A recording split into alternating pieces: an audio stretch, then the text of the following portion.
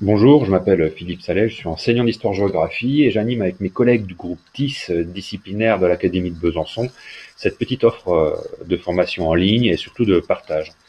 Nous vous remercions en tout cas pour l'engouement suscité et espérons répondre en partie, voire totalement bien sûr, à ces attentes, en tout cas à vos attentes. J'ai 5 minutes même pas pour vous présenter les étapes, les 3 étapes de cette semaine.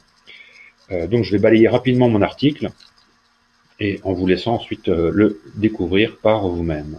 La première étape est d'aller sur Légifrance et de voir que dans notre référentiel de compétences professionnelles, qui est publié dans un arrêté de 2013, eh bien, le terme numérique revient un certain nombre de fois. Et à la fois, c'est aussi pour vous faire découvrir un outil de recherche dans la page, qui est accessible avec les raccourcis clavier CTRL F, et une petite fenêtre va s'afficher en haut à droite dans Chrome et en bas à gauche dans Firefox. Donc c'est un plus que le numérique nous apporte, puisque des élèves sur un long texte vont pouvoir, grâce à un navigateur, faire une recherche dans la page et ne pas perdre trop de temps. Voilà, ça c'est un outil propre au numérique. Toujours dans cette culture du numérique disciplinaire, eh bien, dans la seconde étape, on vous propose de travailler depuis le portail national jusqu'au niveau académique. Donc, on a un portail national concernant l'histoire, géographie et l'éducation civique, comme chaque discipline, qui montre à la fois l'actualité dans nos disciplines, mais aussi qui est un véritable lien entre le niveau national et les académies, puisqu'on a une carte ici, pointant les sites disciplinaires académiques.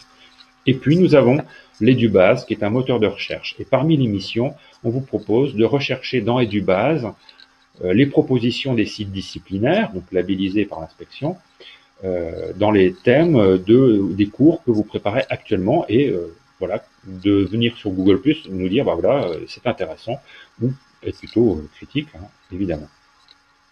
Tout en bas de ce portail national, vous découvrirez la lettre d'information TIC-EDU, et une des missions est de s'y abonner si vous ne l'êtes pas déjà. Voilà. Ensuite, toujours dans cette culture professionnelle au niveau national, donc on va descendre au fur et à mesure. Les académies travaillent entre elles dans des travaux académiques mutualisés chaque année et dans toutes les disciplines. C'est un petit peu méconnu, mais ces dynamiques permettent de produire des propositions de qualité et toujours en liaison avec le numérique. Donc en cliquant ici, vous pourrez découvrir les différentes publications, les dernières publications liées au tram.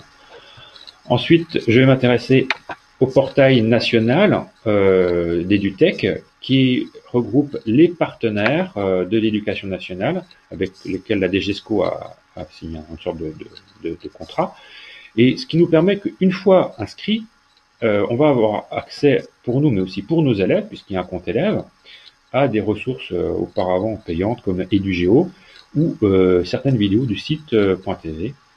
Donc évidemment, c'est une des missions aussi, si vous n'êtes pas déjà, c'est de vous y inscrire, ainsi que de créer un compte pour vos élèves, et de revenir, évidemment, nous parler de vos découvertes dans la communauté Google+, ou d'échanger des petits trucs. Voilà. Dernier point sur la culture disciplinaire numérique, c'est lié cette fois-ci à des outils concrets. La télécommande du vidéoprojecteur, qui va vous permettre de geler votre écran de vidéoprojection, afin de faire l'appel, par exemple. Vous gelez des consignes pour les élèves, et vous faites votre appel pendant ce temps. Un outil parfois méconnu qui est le visualiseur.